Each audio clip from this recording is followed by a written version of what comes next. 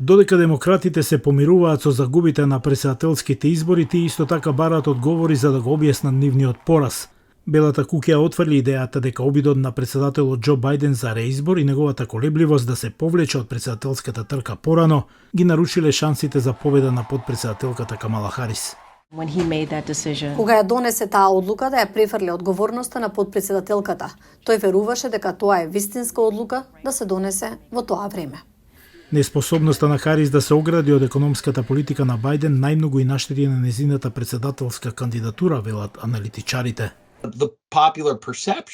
Популарната перцепција беше дека тој не бил добар за економијата, што, како што реков, најмногу произлезе од големата инфлација во неговите први 2 години на власт. Мислам дека тие беа многу тешки пречки за Харис да ги надмине. За време на кампањата големо внимание беше посветено на правото за абортус, но жените не гласаа за Харис за тоа прашање во бројка на која се надеваа демократите.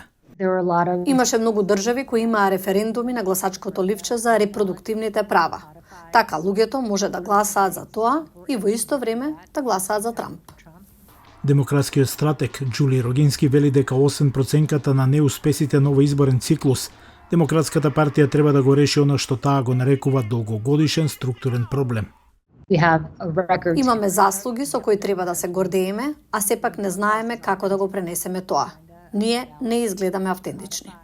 Новата ситуација може да донесе повеќе енергија, вели Џон Лапи, вонреден професор по политички науки. Ним им треба ново раководство кое е помладо и поусогласено со условите сега и дефинитивно повеќе во склад со работничката класа.